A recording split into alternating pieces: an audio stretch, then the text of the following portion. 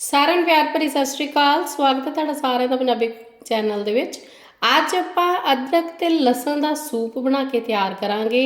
ਇਹ ਸੂਪ ਸਰਦੀ, ਖਾਂਸੀ ਤੇ ਜ਼ੁਕਾਮ ਤਿੰਨੇ ਚੀਜ਼ਾਂ ਤੋਂ ਇਹ ਰਾਹਤ ਦਿੰਦਾ ਆ। ਜਿਵੇਂ ਹੁਣ ਸਰਦੀ ਦਾ ਮੌਸਮ ਆ, ਸਰਦੀ ਦੇ ਮੌਸਮ ਦੇ ਵਿੱਚ ਇੱਦਾਂ ਦੀਆਂ ਜਿਹੜੀਆਂ ਆਪਾਂ ਨੂੰ ਮੁਸ਼ਕਿਲ ਆਉਂਦੀ ਆ ਕਿ ਕਦੀ ਜ਼ੁਕਾਮ ਹੋ ਗਿਆ, ਕਦੀ ਸਿਰ ਦਰਦ ਹੋਣ ਲੱਗ ਗਿਆ ਜਾਂ ਠੰਡ ਲੱਗਦੀ ਆ, ਤਾਂ ਤੁਸੀਂ ਇਹ ਸੂਪ ਬਣਾ ਕੇ ਪੀ ਸਕਦੇ ਹੋ। ਇਹ ਸੂਪ ਬਹੁਤ ਜ਼ਿਆਦਾ ਸਿਹਤ ਦੇ ਲਈ ਵਧੀਆ ਆ। ਇਹ ਸੂਪ ਦੇਖੋ ਦੇਖਣ ਦੇ ਵਿੱਚ ਥੋੜਾ ਜਿਹਾ ਪਤਲਾ ਲੱਗਦਾ ਕਿਉਂਕਿ ਮੈਂ ਇਹਦੇ ਵਿੱਚ ਕੌਰਨਫਲੋਰ ਦਾ ਇਸਤੇਮਾਲ ਨਹੀਂ ਕੀਤਾ। ਜੇ ਤੁਸੀਂ ਇਹਨੂੰ ਜ਼ਿਆਦਾ ਥੋੜਾ ਗਾੜਾ ਬਣਾਉਣਾ ਚਾਹੁੰਦੇ ਹੋ ਤਾਂ ਫਿਰ ਤੁਸੀਂ 1 ਚਮਚਾ ਕੌਰਨਫਲੋਰ ਦਾ ਇਸਤੇਮਾਲ ਇਹਦੇ ਵਿੱਚ ਕਰ ਸਕਦੇ ਹੋ। ਸ਼ੁਰੂ ਕਰਦੇ ਹਾਂ ਵੀਡੀਓ ਨੂੰ। ਸੂਪ ਬਣਾਉਣ ਲਈ ਫਰਾਈ ਪੈਨ ਦੇ ਵਿੱਚ ਥੋੜਾ ਜਿਹਾ ਮੱਖਣ ਪਾਵਾਂਗੇ। ਮੱਖਣ ਪਾ ਕੇ ਨਾਲ ਦੀ ਨਾਲ ਹੀ ਅਸੀਂ ਇਹਦੇ ਵਿੱਚ ਇੱਕ ਬਰੀਕ ਕੱਟੀ ਹੋਈ ਗਾਜਰ ਪਾ ਦੇਣੀ ਆ। ਮੱਖਣ ਨੂੰ ਬਹੁਤ ਜ਼ਿਆਦਾ ਸੇਕ ਨਹੀਂ ਲਵਾਉਣਾ। ਇਹਦੇ ਵਿੱਚ ਨਾਲ ਹੀ ਸਬਜ਼ੀਆਂ ਪਾ ਦੇਣੀਆਂ ਆ। 2 ਹਰੇ ਪਿਆਜ਼ ਲਏ ਆ, ਇਹਨਾਂ ਨੂੰ ਵੀ ਪਾ ਦਾਂਗੇ। 1 ਮਿੰਟ ਤੱਕ ਅਸੀਂ ਦੋਨਾਂ ਚੀਜ਼ਾਂ ਨੂੰ ਭੁੰਨ ਲੈਣਾ ਆ।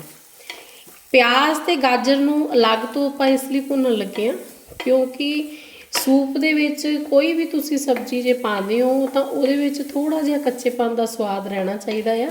ਇਹਨੂੰ 1 ਮਿੰਟ ਲਈ ਅਸੀਂ ਭੁੰਨ ਕੇ ਫਿਰ ਇਹਨੂੰ ਅਲੱਗ ਤੋਂ ਬਾਹਰ ਕੱਢ ਲੈਣਾ ਆ ਤਾਂ ਕਿ ਇਹ ਜ਼ਿਆਦਾ ਨਰਮ ਨਾ ਪੈਣ। ਕਿਉਂਕਿ ਜੇ ਸੂਪ ਦੇ ਵਿੱਚ ਸਬਜ਼ੀਆਂ ਨਰਮ ਪੈ ਜਾਂਦੀਆਂ ਆ ਤਾਂ ਫਿਰ ਸੂਪ ਦਾ ਸਵਾਦ ਨਹੀਂ ਵਧੀਆ ਆਉਂਦਾ। ਹਲਕਾ ਜਿਹਾ ਕੱਚਾਪਨ ਹੋਊਗਾ ਤਾਂ ਸਬਜ਼ੀਆਂ ਫਿਰ ਬਹੁਤ ਵਧੀਆ ਲੱਗਦੀਆਂ ਆ। ਮੈਂ ਅਦਰਕ ਤੇ ਲਸਣ ਦੇ ਸੂਪ ਦੇ ਵਿੱਚ ਸਿਰਫ ਪਿਆਜ਼ ਤੇ ਗਾਜਰ ਦਾ ਹੀ ਇਸਤੇਮਾਲ ਕੀਤਾ ਆ। ਤੁਸੀਂ ਹੋਰ ਕੋਈ ਸਬਜ਼ੀ ਜੇ ਆਪਣੀ ਪਸੰਦ ਦੀ ਪਾਣੀ ਚਾਹੋ ਤਾਂ ਉਹ ਵੀ ਪਾ ਸਕਦੇ ਹੋ। 1 ਮਿੰਟ ਹੋ ਗਿਆ, ਇਹਨਾਂ ਨੂੰ ਅਸੀਂ ਪਲੇਟ 'ਚ ਕੱਢ ਲੈਣਾ ਹੈ।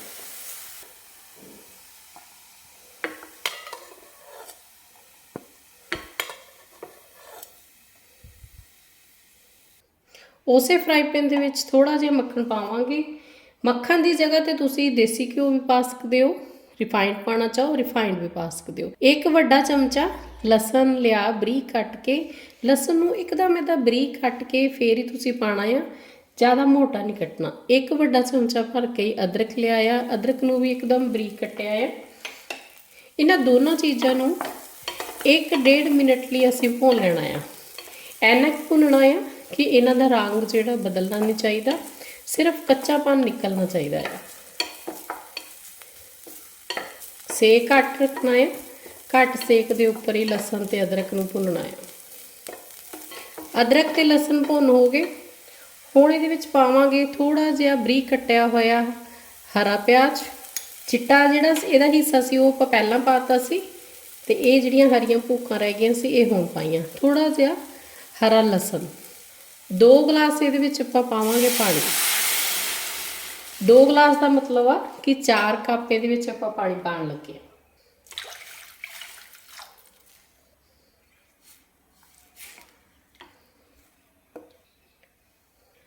ਆ 8-10 ਕਾਲੀਆਂ ਮਿਰਚਾਂ ਲਈਆਂ ਆ। ਕਾਲੀਆਂ ਮਿਰਚਾਂ ਨੂੰ ਤਾਜ਼ੀਆਂ ਕੁੱਟ ਕੇ ਹੀ ਪਾਉਣਾ ਆ। ਬਿਲਕੁਲ ਜਿਹੜਾ ਇਹਦਾ ਪਾਊਡਰ ਹੁੰਦਾ ਕਾਲੀਆਂ ਮਿਰਚਾਂ ਦਾ ਉਹਦਾ ਇਸਤੇਮਾਲ ਨਹੀਂ ਕਰਨਾ। ਜੇ ਆਪਾਂ ਪਾਊਡਰ ਪਾਵਾਂਗੇ ਤਾਂ ਸੂਪ ਜਿਹੜਾ ਸਾਡਾ ਕਾਲਾ ਕਾਲਾ ਲੱਗੂਗਾ, ਦੇਖਣ ਦੇ ਵਿੱਚ ਫਿਰ ਵਧੀਆ ਨਹੀਂ ਲੱਗਦਾ। ਜੇ ਆਪਾਂ ਇਹਦਾ ਦਰਦਰੀਆਂ ਕੁੱਟ ਕੇ ਪਾਈਏ ਫਿਰ ਜ਼ਿਆਦਾ ਸਵਾਦ ਵੀ ਲੱਗਦਾ ਸੂਪ ਤੇ ਦੇਖਣ ਦੇ ਵਿੱਚ ਵੀ ਵਧੀਆ ਲੱਗਦਾ। ਸਵਾਦ ਦੇ ਹਿਸਾਬ ਨਾਲ ਪਾਵਾਂਗੇ ਲੂਣ। ਲੂਣ ਥੋੜਾ ਜਿਹਾ ਮੈਂ ਘੱਟ ਪਾਉਣਾ ਆ ਕਿਉਂਕਿ ਮੱਖਣ ਦੇ ਵਿੱਚ ਵੀ ਲੂਣ ਹੁੰਦਾ ਆ। ਬਾਕੀ ਤੁਸੀਂ ਆਪਣੇ ਸਵਾਦ ਦੇ ਹਿਸਾਬ ਨਾਲ ਪਾ ਸਕਦੇ ਹੋ। ਉੱਪਰੋਂ ਦੀ ਇਹਨੂੰ ਢੱਕ ਦਾਂਗੇ। 5 ਤੋਂ 6 ਮਿੰਟ ਲਈ ਅਸੀਂ ਇਹਨੂੰ ਪੱਕਣ ਦੇਣਾ ਆ।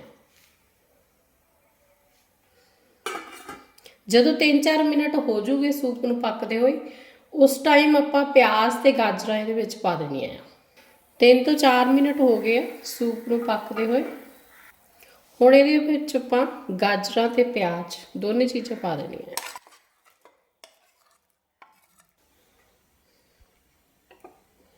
ਦੋ ਕੁ ਮਿੰਟ ਲਈ ਹੁਣ ਇਹਨੂੰ ਅਸੀਂ ਹਲੇ ਹੋਰ ਪੱਕਣ ਦੇਣਾ ਹੈ।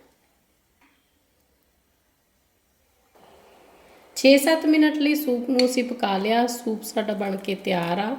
ਮੈਂ ਸੂਪ ਦੇ ਵਿੱਚ ਕੌਰਨਫਲੋਰ ਦਾ ਇਸਤੇਮਾਲ ਨਹੀਂ ਕੀਤਾ। ਜੇ ਤੁਸੀਂ ਕਰਨਾ ਚਾਹੋ ਤਾਂ 1 ਚਮਚਾ ਕੌਰਨਫਲੋਰ ਥੋੜੇ ਜਿਹੇ ਪਾਣੀ ਦੇ ਵਿੱਚ ਘੋਲ ਕੇ ਪਾ ਸਕਦੇ ਹੋ। ਕੌਰਨਫਲੋਰ ਪਾਉਣ ਤੋਂ ਬਾਅਦ ਤੁਸੀਂ 2 ਤੋਂ 3 ਮਿੰਟ ਤੱਕ ਫਿਰ ਸੂਪ ਨੂੰ ਪਕਾਉਣਾ ਹੈ। ਫਿਰ ਕੌਰਨਫਲੋਰ ਚੰਗੇ ਤਰੀਕੇ ਦੇ ਨਾਲ ਪੱਕ ਜੂਗਾ। ਗੈਸ ਆਪਾਂ ਬੰਦ ਕਰ ਦਿੰਦੇ ਹਾਂ। ਇਹਨੂੰ ਹੁਣ ਆਪਾਂ ਸਰਵ ਕਰਦੇ ਹਾਂ। ਇੱਕਦਮ ਹੈਲਦੀ ਸੂਪ ਬਣ ਕੇ ਤਿਆਰ ਆ। ਇਹ ਸੂਪ ਨੂੰ ਤੁਸੀਂ ਗਰਮ ਗਰਮ ਹੀ ਸਰਵ ਕਰਨਾ ਆ, ਫਿਰ ਪੀਣ ਦੇ ਵਿੱਚ ਬਹੁਤ ਜ਼ਿਆਦਾ ਸਵਾਦ ਲੱਗਦਾ ਆ। ਸਰਦੀ ਖਾਂਸੀ ਤੇ ਜ਼ੁਕਾਮ ਤੋਂ ਬਚਣ ਲਈ ਤੁਸੀਂ ਇਹ ਸੂਪ ਨੂੰ ਬਣਾ ਕੇ ਇਸ ਮੌਸਮ ਦੇ ਵਿੱਚ ਲੈ ਸਕਦੇ ਹੋ। ਬਹੁਤ ਜ਼ਿਆਦਾ ਇਹ ਫਾਇਦਾ ਕਰਦਾ ਆ, ਹੈਲਦੀ ਵੀ ਆ। ਇਹਨੂੰ ਤੁਸੀਂ ਇਸੇ ਤਰੀਕੇ ਦੇ ਨਾਲ ਬਣਾ ਕੇ ਪੀਓ। ਵੀਡੀਓ ਨੂੰ ਪਲੀਜ਼ ਲਾਈਕ ਤੇ ਸ਼ੇਅਰ ਜ਼ਰੂਰ ਕਰਿਆ ਕਰੋ। ਚੈਨਲ ਤੇ ਪਹਿਲੀ ਵਾਰੀ ਆ ਕੇ ਵੀਡੀਓ ਦੇਖਦੇ ਹੋਏ ਹੋ ਤਾਂ ਚੈਨਲ ਨੂੰ ਸਬਸਕ੍ਰਾਈਬ ਜ਼ਰੂਰ ਕਰਕੇ ਜਾਇਓ। ਵੀਡੀਓ ਦੇਖਣ ਲਈ ਬਹੁਤ ਬਹੁਤ ਧੰਨਵਾਦ।